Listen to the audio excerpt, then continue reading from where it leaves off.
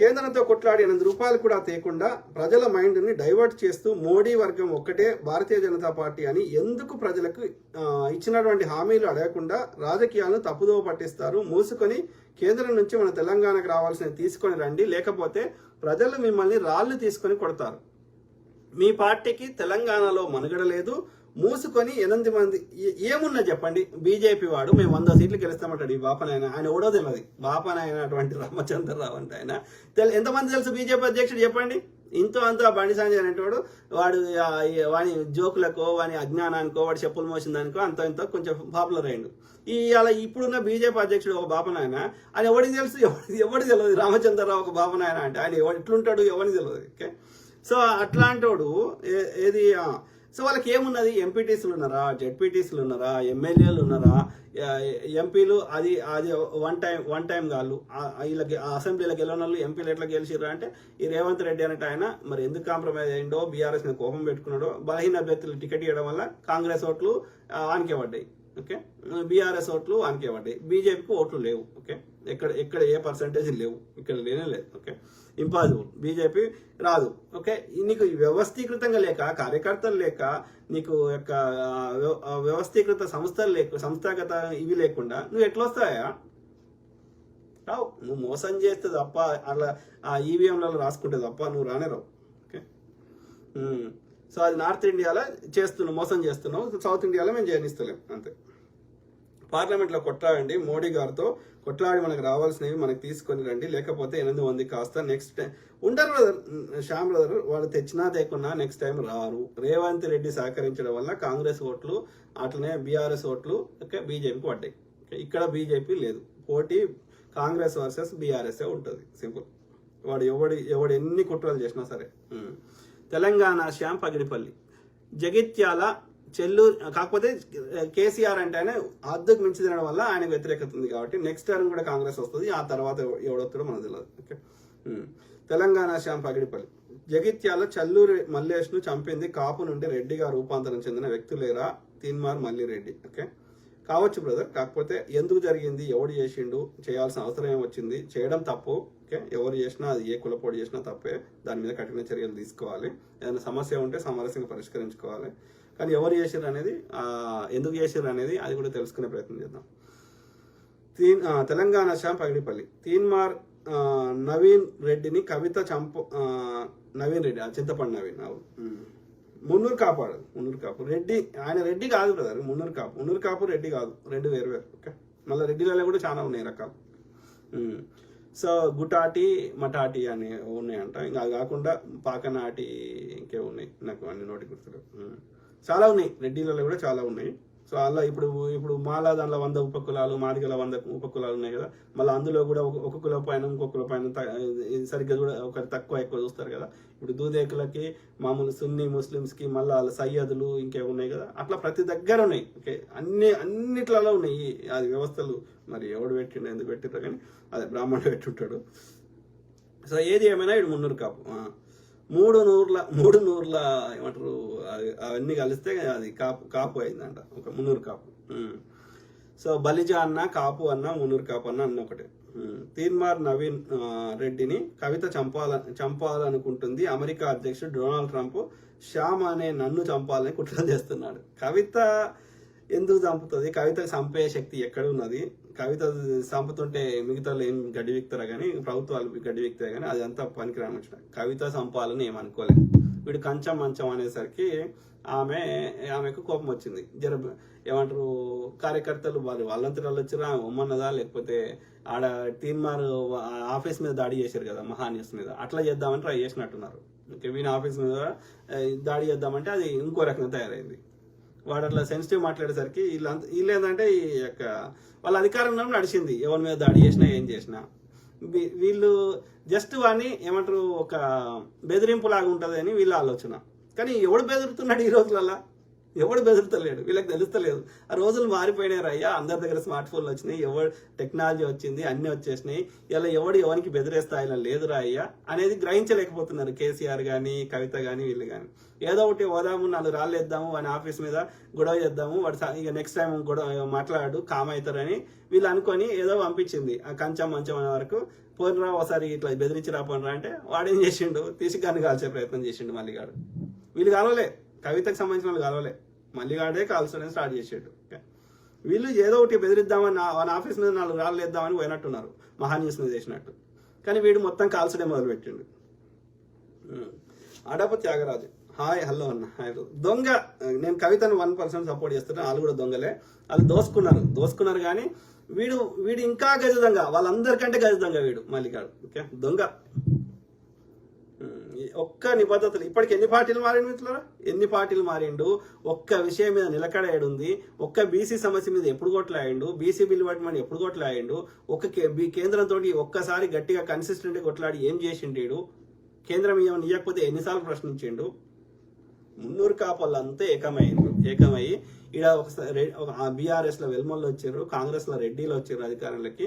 So ఇక వీడు already ఢిల్లీలో అగ్రిమెంట్ చేసుకున్నాడు బీజేపీ తోటి. వాడు బీజేపీలో పోయినప్పుడే అగ్రిమెంట్ చేసుకున్నాడు కానీ నేను బీజేపీ నుండి కొట్లాడితే ఇది రాదురా, ఇట్లా వర్కౌట్ కాదు, ఇక్కడ కాంగ్రెస్ బలంగా ఉంది, బీఆర్ఎస్ కూడా బలంగానే ఉంది, కాబట్టి ఇది కాంగ్రెస్ వాళ్ళని మన దిక్కు తెచ్చుకోవాలి, బీఆర్ఎస్ ఉండని పీకని. కానీ కాంగ్రెస్ వాళ్ళని ఇప్పుడు మొన్న పోయిండు, హరీష్ రావుని కలిసి వచ్చిండు. ఇంత మన పొద్దుగాలు వేసి తిట్టినోడు వీడు రిప్రజెంటేషన్ తీసుకుపోయి హరీష్ రావుని కేటీఆర్ని ఎందుకు గెలుస్తాడు మల్లిగాడు? వీడు ఎవడెవరి దగ్గర ఎన్ని పైసలు వసూలు చేసిండు, వాళ్ళంతా ఎవరు? అయితే బీఆర్ఎస్ వాళ్ళు ఉన్నారు, వీనికి పైసలు అన్ని ఇచ్చిన వాళ్ళు, లేదంటే బీజేపీ వాళ్ళు ఉన్నారు.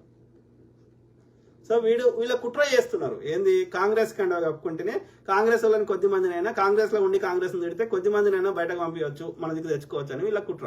అందుకని వాడు బీజేపీలోకి కాంగ్రెస్లోకి వచ్చినట్టు నటించండి అంతే. ఇలా వాడు కాంగ్రెస్ కండ కాకపోతే ఎమ్మెల్సీ కాకపోతుండే. సింపుల్. దొంగ అంటే వానికి సిద్ధాంతం లేదు, ప్రజల మీద ప్రేమ లేదు. వాడు ఎట్లన్నా చేసి ముఖ్యమంత్రి కావాలి, వాడు అందరిని మోసం చేసి బ్లాక్మెయిల్ చేసి అట్లా 200 నుంచి 300 కోట్లు సంపాదించుకున్నాడు. వానికి అయినా తృప్తి వస్తలేదు. ఓకే, అది కాకుండా ఇప్పుడు పెద్ద లెవెల్లో ముఖ్యమంత్రి లెక్క అయ్యి దోసుకోవాలని వాడొక కుట్ర, 300 కాపాలంతా కలిసి కుట్ర చేస్తున్నారు. సో వీనికి నిన్నే ముఖ్యమంత్రి చేస్తారా, వానికి ఏంది ఆ బాపన వాడికి వాడి వచ్చే అవకాశం లేదు. కాబట్టి ఏం చెప్తుండు, ఇక్కడ ఆల్టర్నేటివ్ బలం ఎవరున్నారో ఈ రెడ్డి వెలమ తర్వాత ఎవరున్నారు, 300 కాపాలు ఉన్నారు. సో వీళ్ళని ఎగదోస్తున్నాడు. ఓకే, ఇప్పుడు చూడండి, అందరు 300 కాపాలు అంతా వీళ్ళకి కూడా ముఖ్యమంత్రి కావాలని ఉన్నది. అరే రెడ్డి ఓడైండు, వెల్మోడైండు, నేనెందుకు కావద్దని ఉన్నది. అందుకని బీజేపీ తోటి వీళ్ళందరూ డీల్ చేసుకున్నారు.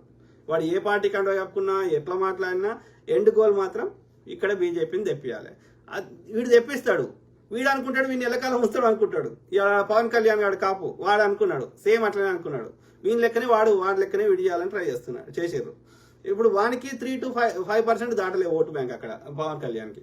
కానీ వాడు ఇవాళ ఉప ముఖ్యమంత్రి అవుతాడు, ఇవాళ నేనే గెలిపించిన అని చెప్పుకొని తిరుగుతున్నాడు. వానికి ఉన్న 3 to 5% లోపల ఉన్నదాన్ని. వీడు కూడా బీసీలని బీసీ అని ఏదో ఒక పేరు చెప్పి 3 to 5% ఆ ఓటును తీసుకొని దాన్ని దాని ద్వారా చక్రం తిప్పుదాము, లేకపోతే ఉప ముఖ్యమంత్రి అయిదామని. కానీ కరెక్టే, కానీ వీడు అనుకుంటాడు ఇట్లా. కానీ బ్రాహ్మణుడు వీని ఎంత సపోర్ట్ చేస్తుండు, వాడు ఇక్కడ రాలేడు కాబట్టి వాడు వీని వాడుకుంటున్నాడు. అలా ఒరిస్సాలో నవీన్ పట్నాయక్ ఫస్ట్ నుంచి ఇప్పటి వరకు కూడా కంప్లీట్ గా సపోర్ట్ చేసిండు బీజేపీకి. అయినా ఇవాళ ఎందుకు లేడు నవీన్ పట్నాయక్ అంటే వానికి ఏం లేదు, బ్రాహ్మణుడు వాడు రావాలంతే.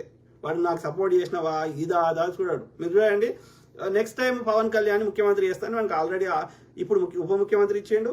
నెక్స్ట్ టైం టీడీపీని తీసేసి ఈ పవన్ కళ్యాణ్ గారిని ముఖ్యమంత్రి చేస్తా, నేను కాపాని చేస్తా అని చెప్పి వాడిని ఆల్రెడీ వాడు అగ్రిమెంట్ చేసుకున్నాడు. నెక్స్ట్ టైం చేస్తాడు. కానీ ఆ తర్వాత ఏం చేస్తాడు, ఆ లోపల వీడు పట్టు తెచ్చుకుంటాడు. ఇక్కడ తెచ్చుకొని నెక్స్ట్ టైం ఆ తర్వాత పవన్ కళ్యాణ్ అయిపోయినాక ఆ తర్వాత బ్రాహ్మణుడు వస్తాడు, బీజేపీ వస్తుంది. ఇప్పుడు టీడీపీ అన్ని కలిపి వచ్చినాయి. ఎందుకంటే ఆడ అన్ని కలిపితేనే అది అయ్యే అవకాశం ఉంది. విడిపోతే జగన్ కూడా మంచి ప్రాధాన్యం ఉంది, 40% ఓట్లు వచ్చినాయి కాబట్టి జగన్ గెలిచే అవకాశం ఉంది. జగన్ తీసేయాలి కాబట్టి కొంత మోసం చేసి, కొంత ఇవన్నీ కుమ్మక్కై ఇట్లా రకరకాలుగా చేసి అడ్డదారిలో వచ్చిండు. నెక్స్ట్ టైం ఏం చేస్తాడు, టీడీపీని తీసేస్తాడు, ఈ పవన్ కళ్యాణ్ గారిని చేస్తాడు. ఆ తర్వాత ఓన్లీ బీజేపీ వస్తుంది. ఇక్కడ కూడా అంతే, తెలంగాణ కూడా. ఇప్పుడు ఈ మున్నూరు కాపాలందరి ద్వారా అంటాడు, వీడు ఒక టర్మ్ వచ్చేటట్టు చేస్తాడు, మోసం చేసి అలా ఎన్నికల అధికారులను మార్చి ఆ యొక్క అన్ని నంబర్స్ చేంజ్ చేసి అట్లా ఇట్లా చేసి వచ్చే ప్రయత్నం చేస్తాడు. లేకపోతే ఎవడన్నా అపోజిషన్ పార్టీ చెప్తే, లేకపోతే ఎన్నికల ముందు వాళ్ళ పార్టీలను చీల్చి హరీష్ రావుని అలా జాయిన్ చేసుకొని, లేకపోతే కాంగ్రెస్లో ఉన్న సిబిఐ ఈడీ అని బెదిరించి లోపలేస్తా అని ఎన్నికల ముందు వీళ్ళందరి కాంగ్రెస్ని బీఆర్ఎస్ని చీల్చి వాళ్ళని తీసుకొని అన్ని కుట్రలు చేసి మళ్ళీగాను ఇంకోను మున్నూరు కాపాని ముఖ్యమంత్రి చేసి వచ్చే ప్రయత్నం చేస్తాడు, మోసం చేసి. ఓకే, నెక్స్ట్ టైం ఆ తర్వాత మళ్ళీ కానీ వీళ్ళందరి మున్నూరు కాపాలను తీసి మళ్ళీ బ్రాహ్మణుడు వచ్చి కూర్చుంటాడు. సో ఇది బ్రాహ్మణ యొక్క స్ట్రాటజీ, ఆర్య బ్రాహ్మణ్ యొక్క స్ట్రాటజీ. దొంగ వాడు వ్యాపారం చేయడానికి వచ్చిండు బ్రిటిష్ వాడు, మన బలహీనతలన్నీ కరెక్ట్గా తెలుసుకొని వాడు వ్యాపారం పక్క పెట్టి మొత్తం పరిపాలన చేస్తుండే స్టార్ట్ చేసిండు, మొత్తం ఫుల్ దోపిడీ చేస్తూ స్టార్ట్ చేసిండు. సేమ్ వాడి డిఎన్ఏ వీని డిఎన్ఏ ఒకటే, వాడు ఆర్యుడే వీడు ఆర్యుడే. తెలంగాణ శ్యామ్ పగడిపల్లి, ఐఏఎస్ ఐపీఎస్లు ఏ కాలంలోనైనా పాలక వర్గం యొక్క ఏజెంట్లు. రాజ్యాంగ అదే బ్రదర్, ఆ ఐఏఎస్లు ఐపీఎస్లలో కూడా బీసీ ఎస్సీ ఎస్టీలు చాలా తక్కువ రానియరు, వచ్చినా కానీ వాళ్ళని ఆ యొక్క కీ స్థానాల్లో డెసిషన్ మేకింగ్లో ఉంచారు. ఓకే, ఐఏఎస్లు ఐపీఎస్లు ఏ కాలంలోనైనా పాలక వర్గం యొక్క ఏజెంట్లు. రాజ్యాంగాన్ని చట్టాన్ని పోస్టింగ్ల కోసం తుంగలో తొక్కే ఉద్యోగులు వాళ్ళు. అధికార పార్టీకి అనుకూలంగా ప్రజలకు వ్యతిరేకంగా పనిచేయడానికి డిగ్రీతో ఉద్యోగం పొందిన వాళ్ళు పదవీ కాలంలో 100 కోట్లు సంపాదించి ఆ తర్వాత ముఖ్యమంత్రి కాళ్ళు మొక్కి ఎమ్మెల్యే ఎంపీ టికెట్లు తెచ్చుకునే బాపతు వీళ్ళను నమ్మకపోవడమే మంచిది. అదే బ్రదర్, ఐఏఎస్ ఐపీఎస్లు వాళ్ళ ఏమంటారు, వాళ్ళకి ఇచ్చిన పని చేస్తారు, 4 పైసలు సంపాదించుకోవాలని ట్రై చేస్తారు. వాళ్ళని మనం ఏం తిట్టడానికి లేదు, కానీ వాళ్ళని నియమించే వాళ్ళని ఎవరైతే ఒక పర్టికులర్ కులం వాళ్ళని పెట్టుకుంటున్నా వాడిని సోర్స్ని తిడదాం. ఏమంటున్నాడు రామ్ దూడల, ఏమంటున్నారు కదా, జనగామలో కొమ్మూరు ప్రతాప్ రెడ్డి కార్యకర్తలను పట్టించుకోవట్లేదు. ఓకే, కార్యకర్తలు కాంగ్రెస్ పిసిసి ప్రెసిడెంట్ మహేష్ కుమార్ గౌడ్ గారు చూడండి, చర్యలు తీసుకోండి. మసూద్ ఖాన్, నమస్తే అన్నగారు, నమస్తే to all my brothers sisters friends everyone. Okay, అంటారు బ్రదర్. లిమ్డా దూసరా, నీ పేరే కరెక్ట్, అది ఎంత, అది నీ ఒరిజినల్ పేరే కదా తెలియదు. ఓకే, ఎందుకు తిడుతున్నావురా నాయన, లిమ్డా ఏదో పెట్టుకున్నావు ఎందుకు? ఇప్పుడు నేనేం చదువుతలేను, నువ్వు ఆ బూత్ తిట్టుకోవడం వల్ల నువ్వు శునకానం పొందినావు, కానీ ఇప్పుడు నేను చదువుతలేను కదా, నీ టైప్ చేసి నీ వేస్ట్ చేసుకున్నావు నీ టైం. సో బూతులు తిడితే నో యూస్, అంటే బూతులు తిడుతున్నావు అంటే నేను చెప్పిన దాని మీద నీకు ఏమంటారు, నీ దగ్గర ఆన్సర్ లేదు, ఆ నిజాన్ని నువ్వు అంగీకరించలేకపోతున్నావు, కాబట్టి ఏమో చేస్తున్నావు, బూతులు తిడుతున్నావు, నేను చదువుతలేను. So don't waste your time. Rajender Reddy Singasani, ఏమంటున్నారు, హైదరాబాద్లో మార్వాడి షాపులు పెట్టుకొని షాపుకి పోయి వాళ్ళని జై శ్రీరామ్ జై హిందువులము అని ముస్లిమ్స్ పేరు వాడుకొని బీజేపీని ప్రమోట్ చేస్తున్నారు. హైదరాబాద్లో తెలంగాణ ప్రతి పల్లెటూరులో నిండుకున్నారు దొంగ బాడుకోవాలి. Correct brother, Singasani brother. ప్రతి ఊర్లో స్వీట్ షాప్ ఉంది, మార్వాడి ఉందే ఉంటుంది. ఓకే, అట్లనే హైదరాబాద్లో ఈ ఏమంటారు మన ఈ కోటి బడిచౌడి, ఈ ఏమంటారు అఫ్జల్ గంజ్, ఇదైతే మొత్తం ఆక్యుపై చేసేసారు. అవి కాకుండా ఊర్లలో కూడా పడ్డారు ఇప్పుడు. ఓకే, వీళ్ళు కాకుండా మళ్ళీ ఈ లేబర్ వాళ్ళు చాలా మంది, బీహార్ వాళ్ళు, లేకపోతే కర్నూలు వాళ్ళు, అన్ని ఒడిస్సా వాళ్ళు అన్ని వచ్చేసి మనం బతకనిస్తారు. ఇక మనోడు వాళ్ళేమో మన దగ్గర వచ్చి బతకడానికి వస్తారు, మనోడేమో బతకడానికి అమెరికాకో దుబాయ్కో ఖతార్కో ఇంకో దేశంకో పోతున్నారు. Very unfortunate. సో అది మిత్రులారా, ఐ కీప్ టాకింగ్, మాట్లాడుతూనే ఉంటా అట్లా.